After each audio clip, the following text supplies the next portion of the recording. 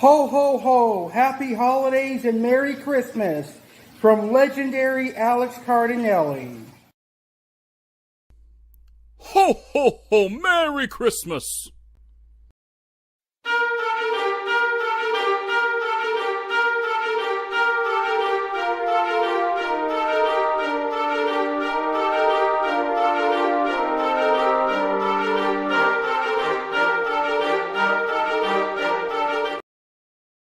Join Alex Cardinale as he discusses America's worst tragedies and emergencies.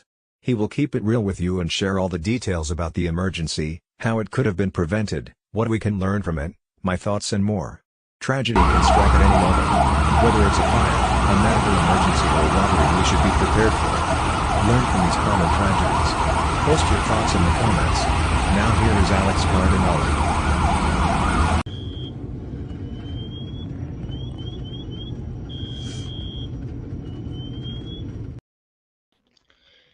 Hello, everyone. Welcome to Keeping It Real with me, Alex Cardinale.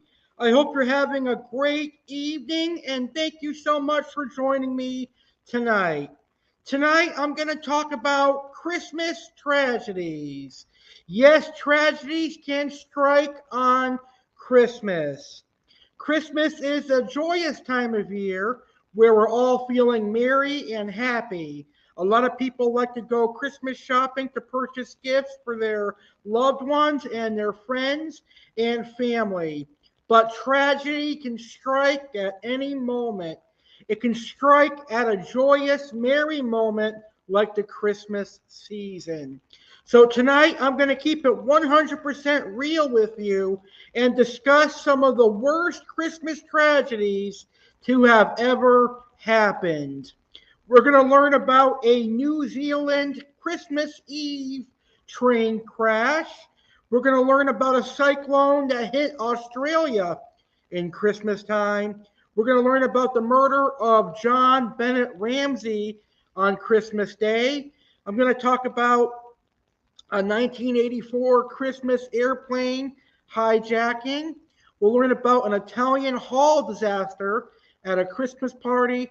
And finally, I'm going to talk about a devastating fire that happened in 2011 in Stamford, Connecticut, that left young children dead and their grandparents dead as well. So tragedies can happen at any moment, 24/7, 365 days a year.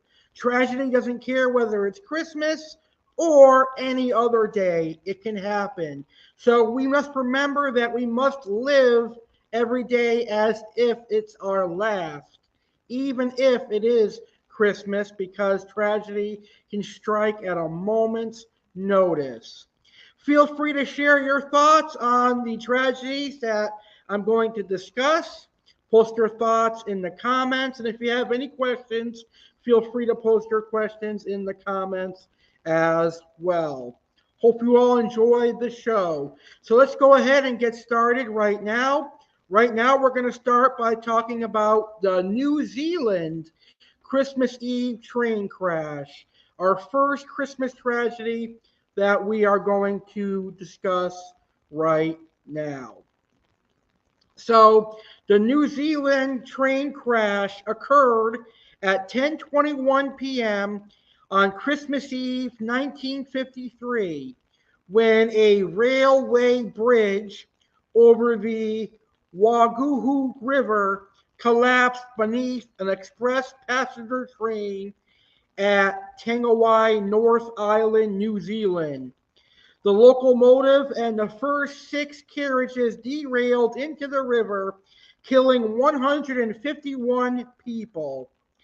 The subsequent Board of Inquiry found that the accident was caused by the collapse of the Tafura Dam holding back near Mount Ruafuse Crater Lake, creating a rapid mud flow in the Wahugi River, which destroyed one of the bridge piers at Tangawai only minutes before the train reached the bridge.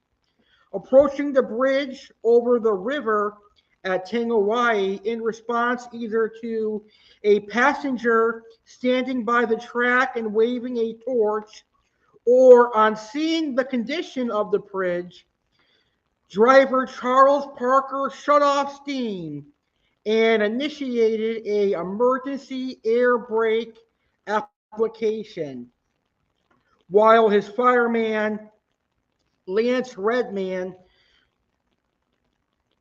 shut off the oil supply valve for the fire. These actions can be assumed from the state of locomotive cab controls observed following the incident. However, these actions could not stop the train from running onto the bridge, which collapsed, pitching the locomotive tender and 5-second class carriages into the river. The leading first class carriage teetered on the edge of the bridge before its coupling to the rest of the train snapped, and it too rolled into the river. The remaining 3 first class carriages, the guard's van, and the postal van remained on the track. The death toll of 151 consisted of 148 second class passengers and 1 first class passenger and 2 employees. 20 of the bodies were never found and were presumed to have been carried 75 miles downriver to the ocean. Among the dead was Narissa Love, the fiancée of cricketer Bob Blair, who was playing a test match in South Africa at the time. On going out to bat after his loss, Blair received a standing ovation. So it must have been really scary to be on that train Christmas Eve 1953, because it snapped and you lost your life.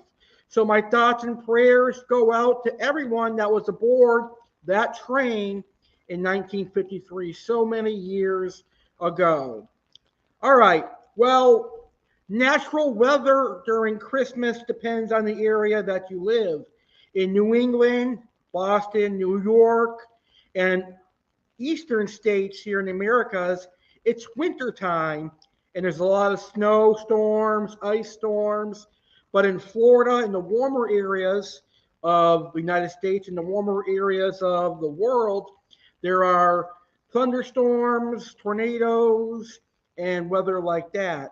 Well, in Australia, there was a cyclone that hit Sydney, Australia, and it caused a lot of damage. So right now we're going to talk about a Christmas cyclone that hit Australia, and we're going to learn the impact that it had on Australia. So here is the Christmas cyclone in Australia. It was known as Cyclone Tracy, and it was a tropical cyclone that devastated the city of Darwin, Northern Territory, Australia, from December 24th through December 26, 1974.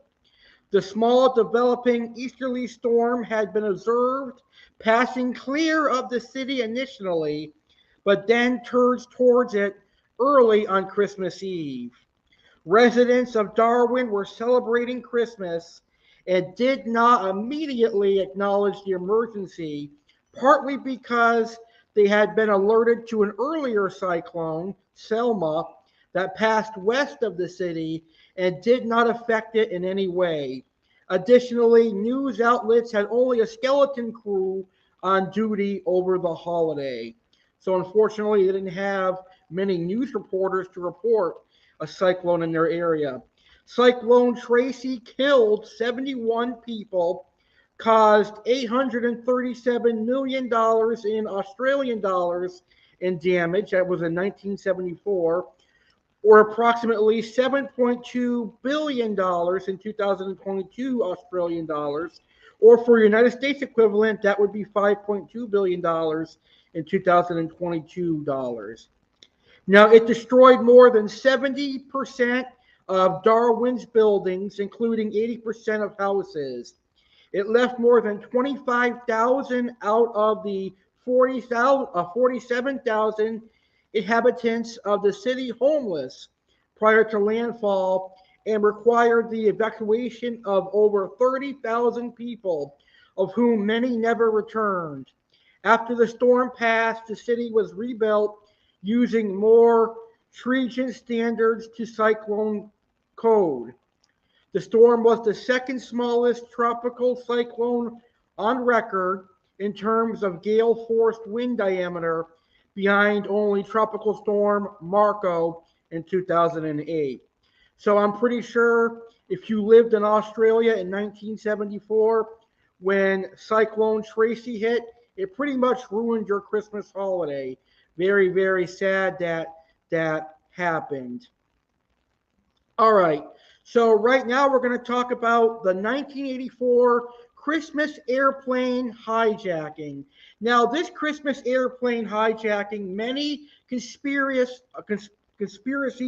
theorists out there believe this could have been an indication that 9/11 was going to happen years later. Now, this hijacking happened in 1984, and we all know that 9/11 happened in 2001. So almost 20 years later that this tragedy, 9/11 happened. But a lot of people believe that this was an indication that these terrorists were planning 9/11. So let's learn about the Christmas 1984 hijacking. It was an Air France flight that was hijacked on December 24th, 1994. So excuse me, I was wrong by a couple of years. This airplane hijacking happened on 1994. Anyway, it happened on Christmas Eve, 1994, by the armed Islamic group of Algeria. So it was Algerian terrorists to hijack a French airplane on Christmas Eve, 1994. The terrorists murdered 3 passengers, and their intention was either to blow up the plane over the Eiffel Tower in Paris or crash the plane into it. When the aircraft reached Mirasil, the National Gendarmerie Intervention Group, a counter-terror unit of the French National Gendarmerie, stormed the plane and killed all 4 hijackers. Now, during the passport check, the hijackers had noticed that one of the passengers on the flight was an Algerian police officer. In order to force the Algerian government to comply with their demands, the hijackers approached the police officer and told him to follow them. Several passengers recalled him pleading, "Don't kill me. I have a wife and child." The hijackers shot the police officer in the head at the top of the boarding stairs. The pilot and most of the passengers were not aware at first that the man had been shot and killed. The hijackers held the crew and all the passengers on that plane kidnapped, or they held them hostage. Sorry, the hostage was the word I'm looking for. The hijackers and terrorists held everyone hostage on that plane for 2 days, Christmas Eve all the way through December 26th. So what a way to spend Christmas. Trapped on a plane with hijackers that have guns and explosives. And then when rescue finally comes, you have to watch the military and the government shoot and kill these terrorists. So that was a horrific Christmas for those folks almost 30 years ago. So my thoughts and prayers go out to those people that had to witness that. I'm sure that they have OCD. I'm sure that they have post-traumatic stress. So it definitely is not easy. Thank God I was not part of that airplane in 1994. So now we're going to talk about Jon Bennet Ramsey. This is a really interesting case, and it's a well-known murder. It's well-known all throughout the world, and for very sad reasons, it still has not been solved. Here it is, 2022, and this murder case has yet to be solved. So let's learn about Jon Bennet Ramsey, shall we? So, Jon Bennet Ramsey, let's see if here it is. So, Jon Bennet Ramsey was an American child. She was a beauty queen who was killed at the age of 6 in her family's home in Boulder, Colorado. A long handwritten ransom note was found in the home. Her father, John, found the girl's body in the basement of their house about 7 hours after she had been reported missing. She had sustained a broken skull from a blow to the head and had been strangled. A garrote was found tied around her neck. The autopsy report stated that Jon Bennet's official cause of death was asphyxia by strangulation associated with craniocerebral trauma. Her death was ruled as a homicide. The case generated worldwide public and media interest, in part because her mother, Patsy Ramsey, a former beauty queen, had entered Jon Bennet into a series of child beauty pageants. This crime is still, unfortunately, considered a cold case and remains an open investigation with the Boulder Police Department. According to statements that Patsy, John's mother, gave to authorities on December 26, 1996, she realized that her daughter was missing after she found a 2.5-page handwritten ransom note on the kitchen staircase at the Ramsey family's Boulder residence. The note demanded United States dollars $118,000, which is equivalent to $203,877 currently. John pointed out to police first on the scene that the amount was nearly identical to his Christmas bonus of the prior year, which suggested that someone who would have access to that information would be involved in the crime.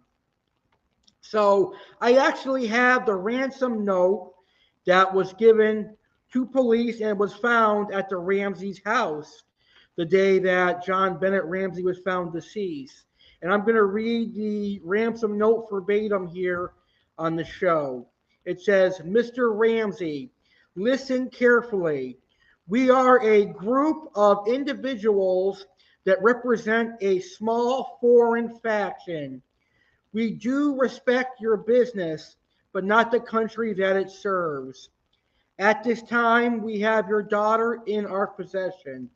She is safe and unharmed.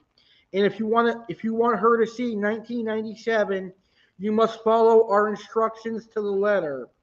You will withdraw $118,000 from your account. $100,000 will be in $100 bills, and the remaining $18,000 in $20 bills. Make sure that you bring an adequate size attached to the bank. When you get home, you will put the money in a brown paper bag. I will call you between 8 and 10 a.m. tomorrow to instruct you on delivery.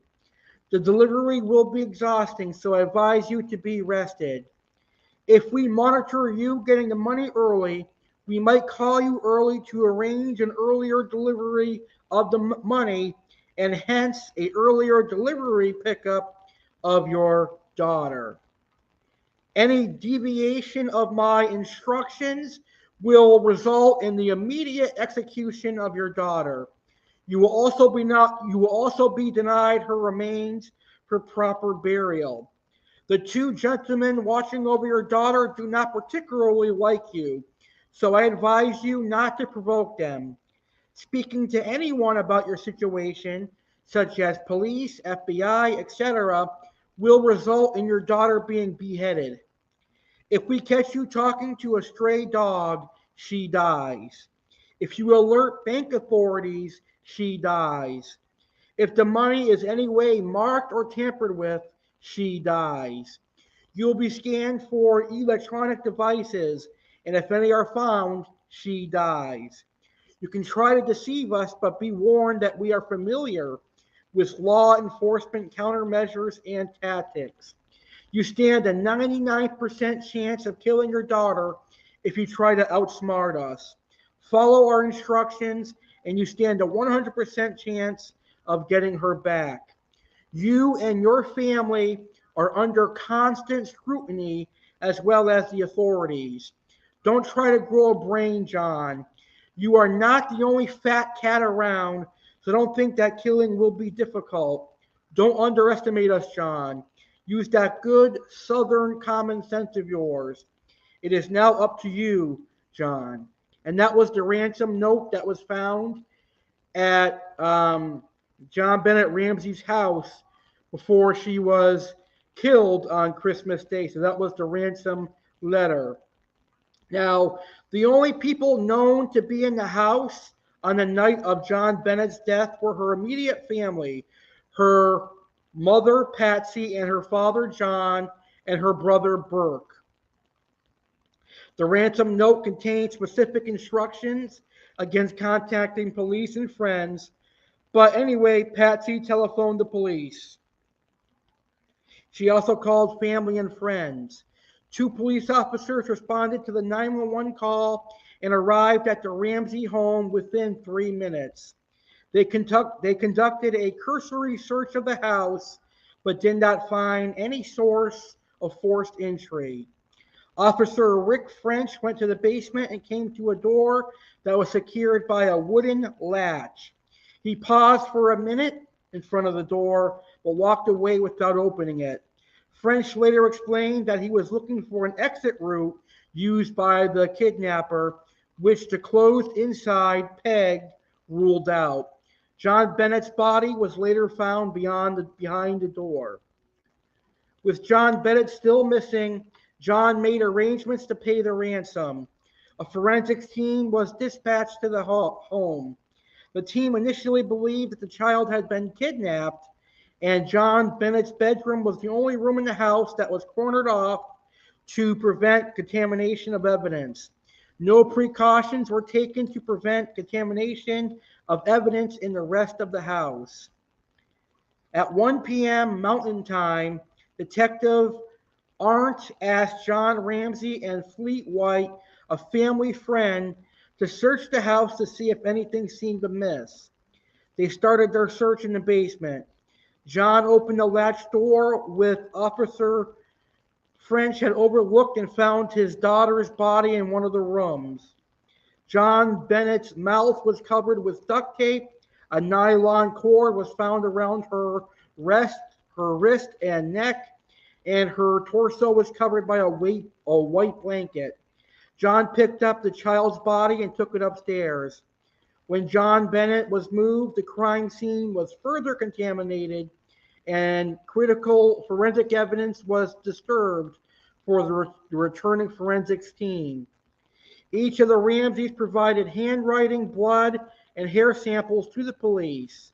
John and Patsy participated in a preliminary interview for more than 2 hours, and Burke was also interviewed within the first couple of weeks following Jon Bennet's death. The autopsy revealed that Jon Bennet had been killed by strangulation and a skull fracture. The official cause of death was asphyxia by strangulation associated with craniocerebral trauma. There was no evidence of conventional rape, although sexual assault could not be ruled out. Although no semen was found, there was evidence that there had been a vaginal injury. At the time of the autopsy, the pathologist recorded that it appeared her vaginal area had been wiped with a cloth. Her death was ruled a homicide. And like I said, as of today, this case remains unsolved. So hopefully in the future, Jon Bennet Ramsey will have her justice, because this young girl was unfortunately killed on Christmas, and it is such a very, very sad and tragic case. It is awful, ladies and gentlemen. That's all I can say about it. Imagine being a parent and having one of your kids die on Christmas Day. Although I have to wonder if the parents are actually innocent. I really don't know if they're innocent or not. That's the problem I have with this. But it's such a sad case to happen on the holidays. All right. The next Christmas tragedy we're going to talk about is what's called the Italian Hall disaster. And this also happened a little while ago, well, actually a long time ago, but it caused a lot of damage. So let's learn about the Italian Hall disaster here. Now, this was a tragedy that occurred on Christmas Eve 1913. And Christmas Eve in 1913 was on a Wednesday. And it happened in Colmont, Michigan, United States. 73 men, women, and children, mostly striking mine workers and their families, were crushed to death in a stampede when someone falsely shouted fire at a crowded Christmas party. So 73 people lost their lives because someone lied and said that there was a fire when there actually was not. That is horrible. On Christmas Eve, many of the striking miners and their families had gathered for a holiday party sponsored by the WFM's Ladies Auxiliary. The party was held on the second floor of Calman's Italian Hall. A steep stairway was the only way to the second floor. However, there was a poorly marked fire escape on one side of the building and ladders down the back of the building, which could be reached only by climbing through the windows. Now, the incident began when over 400 people were in the room and someone yelled fire, although there was no fire. That person was lying, and for God knows what reason. However, attendees panicked and rushed for the stairs. In the ensuing stampede, 73 people, including 59 children, were killed. To date, there has been much debate about who cried fire and why. It is conjectured by some historians and the singer-songwriter Woody Guthrie that an anti-union ally of mine management called out fire to disrupt the party. There were several investigations into the disaster. In the coroner's inquest, witnesses who did not speak English were forced to answer questions in English. Most witnesses were not asked follow-up questions. It appeared to testify had not seen what happened. After 3 days, the coroner issued a ruling that did not give a cause of death. A common story regarding the tragedy states that the doors at the bottom of the Italian Hall stairs open inward. According to the story, when the fleeing partygoers reached the bottom of the stairs, they pressed up against the doors, preventing them from opening and causing many people to be crushed and trampled on. However, all photos of the doors suggest a double set of doors with both sets opening outward.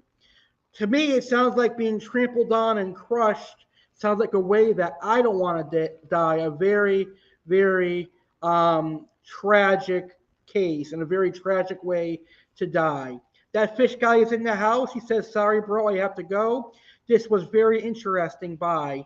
Well, thank you so much for watching. I greatly appreciate your view, and I am glad that you enjoyed this tragedy show, or this Christmas-themed tragedy show here on Keeping It Real with Alex Cardinale. So this live stream and all my live streams air live right here on my YouTube channel, the legendary Alex Cardinale, but it also airs live on my personal Facebook page and This Needs to Be Said media page as well. So for anyone that is watching this on Facebook, you can actually send me a star. Now, when you send a star, it shows you your support for live streamers and content creators. So I'm going to play a quick video explaining what a Facebook star is. And when we come back, we're going to wrap up the show by talking about a devastating fire that took place in Stamford, Connecticut on Christmas morning in 2011. We'll be right back. Happy holidays, everyone. Legendary Alex Cardinale here. I am a YouTuber and I'm also a live streamer here on Facebook. Heck, you may have already seen some of my live streams. Today, I'm here to tell you that I'm an official video creator here on Facebook, and you, my viewers, can show support by sending me some stars here on Facebook. What exactly are stars? Well, stars are your way to show your support for all the live stream videos that I create. You purchase stars, and the purchase that you make for the stars goes directly towards me, and it'll help me create high quality live streams and high quality content in return for you. So in a way, it's your way of showing your appreciativeness for my awesome content that I give to you. I think it is something really cool that Facebook is allowing me to do. So the next time you watch one of my live streams on Facebook, please consider sending a star. It could be any amount that you want. I have never ever had a Facebook star sent to me, so you could be the first, the second, the third, the fourth, or hell, by the time this video is uploaded, the 100th. But I will be forever grateful if you send me a Facebook star and show your love and support. Because in the next few months, I've got some great videos coming your way. I've got the 800th video coming up on my YouTube channel that'll also stream live right here on Facebook. I've got my 9-year YouTube anniversary, which is now going to be a 9-year live streamer anniversary. That's going to stream right here on Facebook also. So all those great videos, any of the support stars that I get, all those donation funds will go towards prize giveaways for big anniversaries like the 9-year anniversary and things like that. So also consider that. Anyway, as always, I appreciate you watching my videos. I hope you enjoy them. And if you really love my video, and I mean if you really enjoyed the video, then kindly consider sending some stars and showing some love and support by sending some Facebook stars so I can start earning some money from these awesome live streams that I do. Because I really do put a lot of hard work and effort into them. Happy Thanksgiving, happy holidays, and Merry Christmas, everybody. Legendary Alex Cardinale saying, keep it real, keep it legendary, and stay legendary, everybody. All right, so if you're on Facebook, be sure to send me a star. Now it's time to talk about our final devastating tragedy that happened on Christmas. And this one happened 11 years ago. This one happened in Stamford, Connecticut, and it happened to a family that is somewhat popular because the mother of this family actually got to work with, I forgot his name, Wahlberg, Mike Wahlberg, I think his name is. She did commercials with Wahlberg. So she is kind of popular because of working with Wahlberg. And that's how she is popular. So anyway, it was a devastating fire. I remember this fire very well because at the time, while I was not living in Connecticut, I was living in Massachusetts, which is right across from Connecticut. And this was all over the news.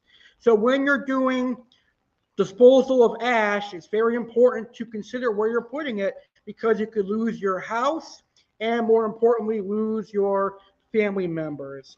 So let's learn about this devastating fire. And I'm going to show a picture of the actual fire so you can understand the significance of this fire. And this picture is also going to help put some imagination in your heads as to how devastating the fire was. So this Stamford, Connecticut house was the home of fashion branding executive Madonna Badger. And the latest is that fire officials confirmed that fireplace embers were improperly disposed of inside the house a couple of hours before the fire broke out 11 years ago. Badger and her boyfriend, Michael Borsina, stayed up until about 3 a.m. wrapping presents as a Yule log burned on the hearth. The acting Stamford Fire Chief, Antonio Conti, told reporters on Tuesday that the fire started from some ashes that had been left near a first floor entryway. It had been determined that sometime after 3 a.m. local time, they removed hot fireplace ash and took it outside, said Barry Callahan, Chief Fire Marshal for the city of Stamford.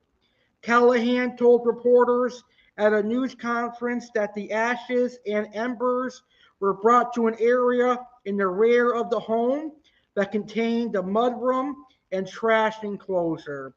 The family went to bed between 3 a.m. and 3:30 a.m., and officials received the first call reporting the blaze at 4:52 in the morning.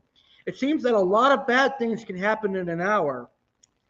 The waterfront Victorian house, built in 1895, predates the Stamford requirement that single-family homes built after 1976 be equipped with smoke detectors.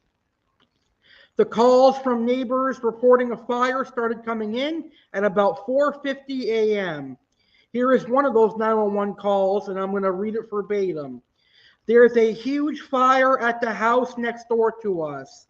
An anguished female neighbor tells the 911 operator. The whole house is on fire. There's a woman and 3 kids. It's the house next door, a major fire, and there's 3 kids and a woman. After her call cuts off, the woman redials with a breathless last request. Please come quickly.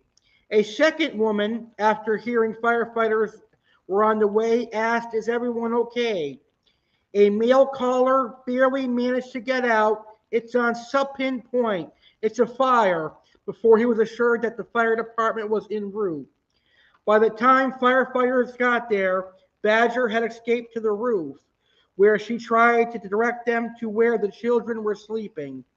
A firefighter told the news that 2 sides of the structure were walls of flame, and while firefighters made it in briefly, they couldn't find the children. Firefighters climbed to the 3rd floor twice, but the heat and flames were too intense, and the children were not where they thought they would be, he said. Bodies were found on the 2nd and 3rd floors, one of them in a hallway. Perhaps most heartbreaking are the details about family members trying to rescue the children, especially Badger's father, who died just inches from one of the children whom he was apparently trying to save. The 71-year-old grandfather, who grew his beard out to play Santa Claus at Saks Fifth Avenue in Manhattan, was found on a flat part of the roof, just on the other side of a window from one of his granddaughters, who he had either been leading out or trying to get in to retrieve, the reports say. She was right next to him when they both died, Connie told the Post. She had been placed on a pile of books so he can reach in and grab her. The friend of Badger's, who had been staying in the home, told investigators he actually had led 2 of the girls downstairs, but heat from the flames separated them, Conti said. One apparently went back upstairs, and another one was found with her grandmother at the bottom of the stairwell between the 2nd and 3rd floors. Badger kept fighting to get inside the waterfront death house until she was finally subdued and loaded on a stretcher. And as she was carried away from the scene, she sobbed, my whole life is in there. Firefighters also were injured. 4 firefighters were injured as they searched for the victims, including a captain who suffered second-degree burns on his face. One emergency worker remarked, "That's a fire captain who risked his life by jumping through a window into the burning house, and he was rescued by colleagues." Beyond the physical injuries, the fire department has made counselors available to the firefighters, most of whom haven't dealt with a multiple casualty incident before. So this is a very tragic fire that took place on Christmas Day 2011 in Stamford, Connecticut. I mean, imagine losing your father, your mother, and your children. How devastating that must have been for that mother. So very, very sad, and my thoughts and prayers are with that family. So let's take a moment of silence for everyone that lost their life over the years due to Christmas tragedies. All right, thank you for your moment of silence. I greatly appreciate it. And that is going to do it for this episode of Keeping It Real with Alex Cardinale. I hope you learned a lot about some of the Christmas tragedies that have happened in years past. And hopefully there are no Christmas tragedies for me to talk about in the future. I hope all of you have a great holiday season. Merry Christmas and happy holidays, everybody. Don't miss my Christmas 2022 bash 2 days before Christmas, and the Merry Christmas Saturday Live with legendary Alex Cardinale on Christmas Eve. With that being said, have a great rest of your day. Thank you for watching. Please like this video if you enjoyed it, and subscribe to my YouTube channel for more amazing videos. Good night, everybody.